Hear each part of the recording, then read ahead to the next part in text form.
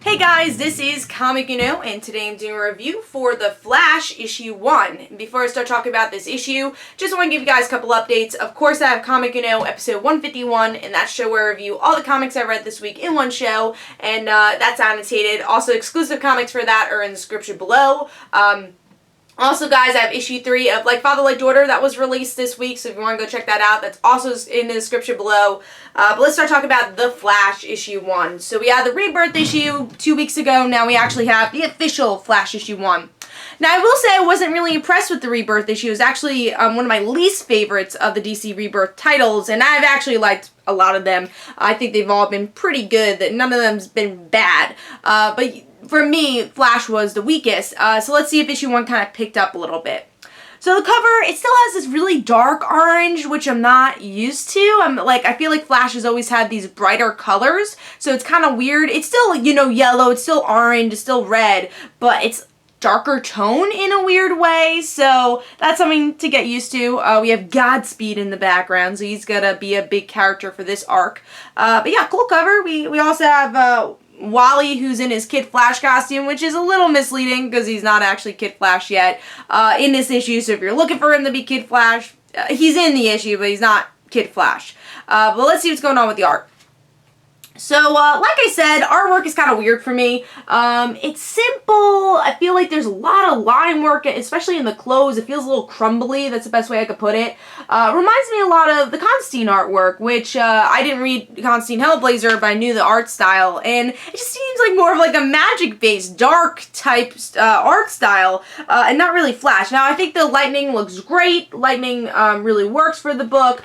But yeah, the actual, I guess, facial expressions, body language, I think could be a little better here. I don't know, I just feel like it does not fit this type of title. So hopefully I'll get used to the style, but for right now, I haven't. And that's kind of something that's dragging the title for me.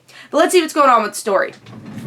So, this issue, we get to see Barry's always late. I mean, I feel like every Flash book starts with that. It's like, I'm the fastest man in the world, in the universe, and I'm always late. I can never do as much as I want. And now he's also dealing with, in the end of the issue, that there's another lightning strike that are giving people powers, and one of these people are actually someone he works with. And it seems like from WonderCon there's going to be more people that are hit by the lightning, and we'll see even more speedsters, and that will make sense because this whole issue is about having multiple things to do, but not able to do all of them.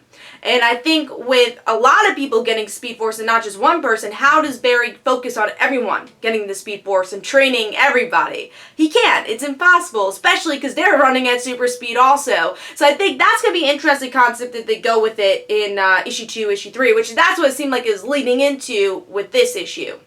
So it was cool to get to see, who this Godspeed guy is. I kind of wish that this issue was more of a focus on him because I don't know much about his character, and maybe that could have been a better utilization of pages, because here it's a lot of the same thing you've already seen with Flash, so that's kind of a disappointment. It's a very slow issue. For someone that, again, runs so fast and trying to show that he's trying to juggle all these things, it's kind of a slow issue of things you've already seen before if you've read The Flash. But that's also, something I have to say, is that it's a DC Rebirth book. So a lot of people are picking this up as maybe someone who's never read Flash, especially because the TV show is so popular, and maybe people are like, finally, a book I could pick up. And they do so, and, this is a good way for people to jump onto the title. Now, I think this issue was a lot better than the DC, well, better, I won't say a lot better, but it was better than a DC Rebirth tie-in that came out 2 weeks ago. That was definitely a bit more repetitive to the DC Rebirth special. Here, it's more of his own story. It was a good cliffhanger with the introduction of Godspeed, or the almost introduction, the origin story of Godspeed.